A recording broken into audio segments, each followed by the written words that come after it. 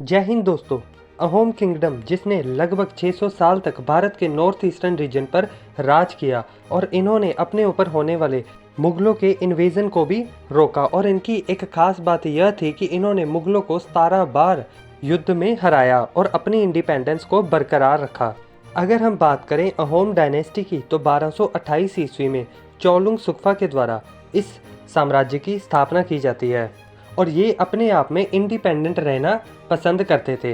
अगर हम दूसरी तरफ बात करें मुगल्स की तो 1526 में फर्स्ट बैटल ऑफ पानीपत के बाद मुगल्स नॉर्थ इंडिया पर कंट्रोल कर चुके थे और वो कई शासकों को हराकर अपने राज्य का विस्तार करते जा रहे थे और इसके बाद उनका ध्यान इस इंडिपेंडेंट किंगडम पर भी पड़ता है। उन्होंने इस किंगडम को कैप्चर करने के लिए एक के बाद एक कई अटैक करने शुरू कर दिए, लेकिन उल्टा इस किंगडम ने ही इस मुगल एम्पायर को 17 बार हराया और अपनी इंडिपेंडेंस को बरकरार रखा। अगर हम बात करें रीजंस की कि आखिर क्या रीज़न थे कि मुगलों ने इस किंगडम पर लगातार अटैक किए, जो सबसे पहला रीज़न था वो था मुगलों की imperialism policy. Because Mughals India के हर साम्राज्य पर अपना कंट्रोल चाहते थे और वो पॉलिटिकल सुप्रीमेसी चाहते थे, जिस कारण अहोम की इंडिपेंडेंस को वो अपने लिए एक खतरा मानते थे।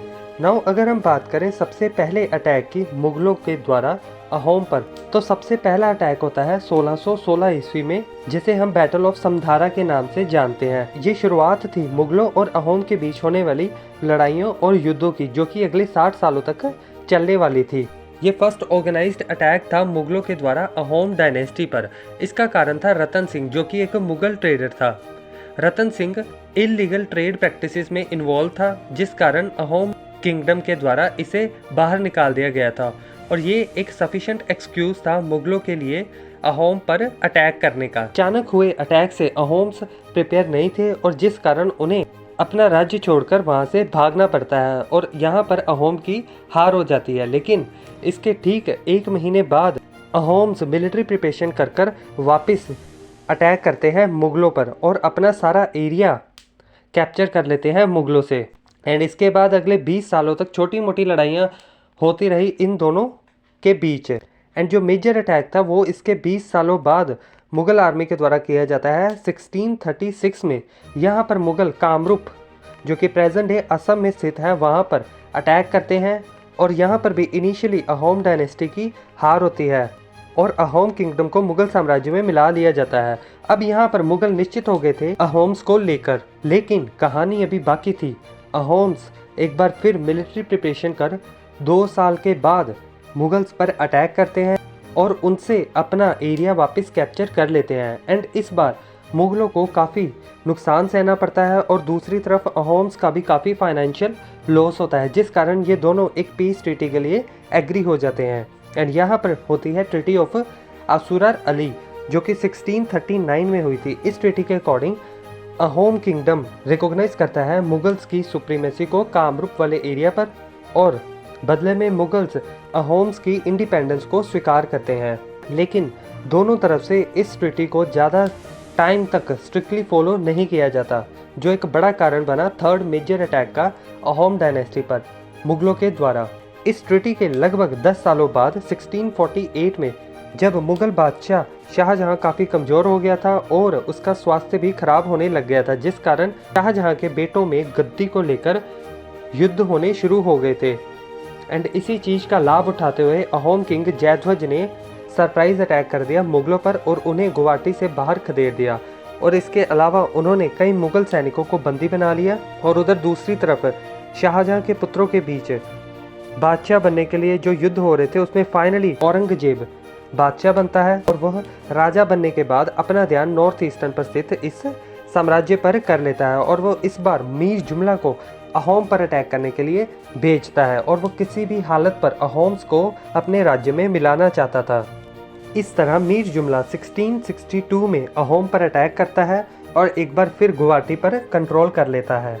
लेकिन मीर जुमला आगे बढ़ता हुआ अहोम की कैपिटल घरघनव पर भी अटैक कर देता है। लेकिन इसी दौरान भारी बारिश और मॉनसून के कारण नॉर्थ ईस्टर्न रीजन में काफ़ी फ्लड आ जाता है, जिस कारण मीर जुमला को मुगल बेस से मिलने वाली सारी मदद रुक जाती है और वह काफ़ी कमज़ोर हो जाता है। इसी का लाभ उठाकर अहोम एक बार फिर रिकैप्चर कर लेते हैं ईस्टर्न असम वाले एरिया पर। लेकिन इसके ठीक बाद जब रेनी सीजन खत्म होता है तो मुगल एक बार फिर अटैक करते हैं एंड फाइनली लड़ाई का कुछ नतीजा ना निकलने के कारण ये दोनों एक बार फिर एक ट्रिटी साइन करते हैं, जिसे हम ट्रिटी ऑफ गिलहरी घाट के नाम से जानते हैं। ये 1663 में साइन होती है। इस ट्रिटी के अकॉर्डिंग अहोम किंग जयध्वज को 3 लाख रुपए का वॉर कंपनसेशन देना होता है और इसके अलावा उसे अपनी बेटी को मुगल हरम में भेजना पड़ता है और बदले में मीर जुमला अहोम कैपिटल घरगन्व पर अपना अधिकार छोड़ देता है। लेकिन जयध्वज के बाद अगले किंग बनते हैं चक्रध्वज, जो कि इस कंपनसेशन को पे करने से इनकार कर देते हैं और 1665 में अहोम आर्मी को लेकर अचानक अटैक कर देते हैं मुगल्स पर, जो कि गुवाहाटी में मौजूद थे। अचानक हुए हमले के कारण मुगलों को रिट्रीट करना पड़ता है और गुवाहाटी पर एक बार फिर अहोम का कंट्रोल आ जाता है।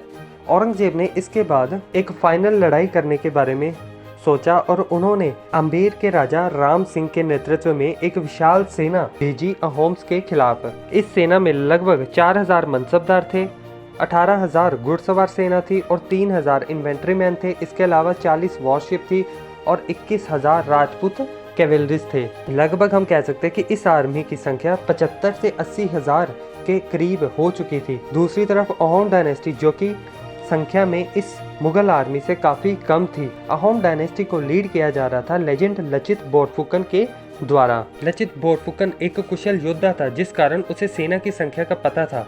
लचित बोरफुकन ने गुवाहाटी के हिली टेरेन को चुना युद्ध के लिए। मुगल सेना, जो कि काफी बड़ी संख्या में थी, उसे मूव करने में काफी परेशानी होने वाली थी। लचित बोरफुकन जानता था कि मुगलों की नेवी काफी वीक है और इसी कारण उसने गुवाहाटी से आ रहे लैंड रूट पर मिट्टी की दीवारें बनाकर उसे बंद कर दिया, ताकि मुगल आर्मी के पास ब्रह्मपुत्र नदी को क्रॉस करने के अलावा और कोई रास्ता ना बचे। और वो चुनता है सराई घाट के एरिया को, बिकॉज यहाँ पर ब्रह्मपुत्र रिवर सबसे नैरो थी और इस जगह पर अहोम्स को काफ़ी स्ट्रेटेजिक एडवांटेज था। विवश होकर राम सिंह के नेतृत्व में मुगल आर्मी लैंड रूट बंद होने के कारण ब्रह्मपुत्र नदी को पार करने के लिए चल पड़ती है। यहाँ पर मुगल आर्मी के ऊपर नदी के बीचों बीच अहोम सोल्जर्स के द्वारा अटैक किया जाता है। अचानक हुए हमले के कारण मुगल्स काफ़ी कंफ्यूज हो गए और देखते ही देखते उनके कई सैनिक और कई जनरल मारे जाते हैं, जिस कारण उन्हें वहां से भागना पड़ता है। और इस तरह 1671 में हुई इस बैटल ऑफ सरायघाट को लचित बोरफुकन ने अपनी सूझबूझ और समझदारी के साथ अहोम डायनेस्टी के नाम किया, बिकॉज यहाँ पर मुगल्स आर्मी के सोल्जर संख्या में काफ़ी बड़े थे और ये लगभग असंभव लग रहा था कि इस युद्ध में अहोम्स विजयी होंगे। लेकिन लचित बोरफुकन ने अपने साहस और सूझबूझ से इस असंभव काम को भी संभव कर दिखाया और मुगलों को ना चाहते हुए भी मैदान छोड़कर भागना पड़ा। और इस तरह सरायघाट की लड़ाई अहोम साम्राज्य के साहस की लड़ाई थी। नाउ अगर बात करें कि बैटल ऑफ सरायघाट के बाद क्या होता है, तो इसके बाद भी मुगल्स एक बार फिर अहोम पर कब्जा करने की कोशिश करते हैं। बैटल ऑफ सरायघाट के लगभग 8 साल बाद 1679 में लालुक बोरफुकन अगले कमांडर बनते हैं अहोम्स के एंड मुगलों के द्वारा लालुक को 4 लाख रुपए का लालच देने के कारण वो इनवाइट करता है मुगलों को अहोम पर अटैक करने के लिए एंड इस बार एक बार फिर गुवाहाटी पर मुगल्स का कंट्रोल हो जाता है। लेकिन इसके बाद फाइनल बैटल होती है 1682 में बैटल ऑफ इथाकुली के नाम से। इस लड़ाई में अहोम डायनेस्टी का हर वीर सिपाही अपने राज्य के लिए जान न्यौछावर करने के लिए तैयार था और 1682 में अहोम किंग गदाधर सिंह ने दिहिंगिया आलून की लीडरशिप में मुगलों पर गुवाहाटी में एक भयंकर अटैक किया। 1680s का समय ये वो समय था जब मुगल काफ़ी वीक पोजीशन में थे, बिकॉज एक तरफ उनकी एनर्जी मराठा वॉर में इन्वॉल्व थी और दूसरी तरफ ईस्ट इंडिया कंपनी के साथ बंगाल में डिस्प्यूट हो रहा था। यहाँ पर मुगल्स काफ़ी वीक पोजीशन में थे और इस युद्ध में हारने के बाद मुगलों को ना चाहते हुए भी वापस भागना पड़ता है और इसके बाद मुगलों ने कभी भी इस साम्राज्य पर देखने का साहस नहीं किया और इस तरह अहोम डायनेस्टी अपनी वीरता के बल पर अपनी इंडिपेंडेंस को बरकरार रखने में सफल रही। अहोम डायनेस्टी के कमांडर लेजेंड लचित बोरफुकन की याद में हर साल 24 नवंबर को लचित दिवस के रूप में मनाया जाता है एंड इसके अलावा 1999 से नेशनल डिफेंस एकेडमी के बेस्ट कैडेट को भी लचित बोरफुकन गोल्ड मेडल से सम्मानित किया जाता है। इस तरह ये कहानी थी अपनी इंडिपेंडेंस को बरकरार रख शासन करने वाले अहोम डायनेस्टी की। और आज के इस वीडियो में इतना ही। आई होप ये वीडियो आपके लिए इंटरेस्टिंग रही होगी। ऐसे इंटरेस्टिंग वीडियोस के लिए इस चैनल को सब्सक्राइब और वीडियो को लाइक करें। Thank you so much.